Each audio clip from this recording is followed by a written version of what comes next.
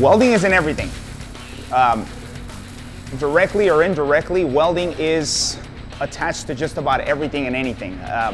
Roller coaster rides, bridges, food that we eat, the food that the location where the food is cooked, the medical field, you name it, it's all there. We do stick welding, flux core welding, MIG welding, TIG welding, all the stuff that the industry is always, implementing.